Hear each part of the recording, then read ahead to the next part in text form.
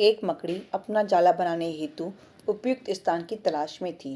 वह चाहती थी कि उसका जाला ऐसे स्थान पर हो जहाँ ढेर सारे कीड़े मकोड़े और मक्खियाँ आकर फंसे। इस तरह वह मज़े से खाते पीते और आराम करते अपना जीवन बिताना चाहती थी। उसे एक घर के कमरे का कोना पसंद आ गया और वहाँ जाला बनाने की तैयारी करने लगी। उसने जाला बुनना शुरू ही किया था कि वहाँ से गुजर रही एक बिल्ली उसे देखकर जोर जोर से हंसने लगी। मकड़ी ने जब बिल्ली से उसके हंसने का कारण पूछा तो बिल्ली बोली, मैं तुम्हारी बेवकूफ़ी पर हंस रही हूँ। तुम्हें दिखाई नहीं पड़ता कि ये स्थान कितना साफ सुथरा है? यहाँ ना कीड़े मकोड़े हैं ना ही मक्खियाँ। तुम्हारे जाले में कौन फंसेगा?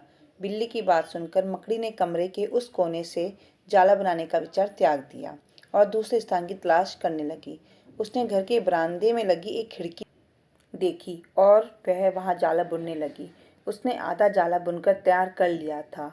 तभी एक चिड़िया वहाँ आई और उसका मजाक उड़ाने लगी। अरे तुम्हारा दिमाग खराब हो गया है क्या, जो इस खिड़की पर जाला बुन रही हो? तेज हवा चलेगी और तुम्हारा जाला उड़ जाएगा। मकड़ी को चिड़िया की बात सही लगी। उसने तुरंत खिड़की पर जाला बुनना बंद किया और दूसरा स्थान ढूंढने लगी। ढूंढते ढूंढते उसकी नज़र एक पुरानी अलमारी पर पड़ी। उस अलमारी का दरवाज़ा थोड़ा खुला हुआ था। वह वहां जाकर जाला बुनने लगी। तभी एक कॉकरोच वहां आया और उसे समझाते हुए बोला, इस स्थान पर जाला बनाना व्यर्थ है। यह अलमारी बहुत पुरानी हो चुकी है। कुछ ही दिनों में इसे बेच दिया जाएगा। तुम्हारी सारी मेहनत बेकार चली जाएगी। मकड़ी ने कॉकरोच की बात मान ली और अलमारी में जाला बनाना बंद कर दूसरे स्थान की खोज करने लगी।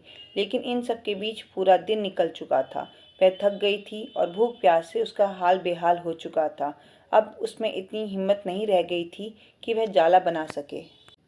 थक हार कर वह एक स्थान पर बैठ गई। वहीं एक चींटी भी बैठी हुई थी। थकी हारी मकड़ी को देख चींटी बोली, मैं तुम्हें सुबह से देख रही हूँ। तुम जाला बुनना शुरू करती हो और दूसरों की बातों में आकर उसे अधूरा छोड़ देती हो। जो दूसरों की बातों में आता है उसका तुम्हारे जैसा ही हाल होता है।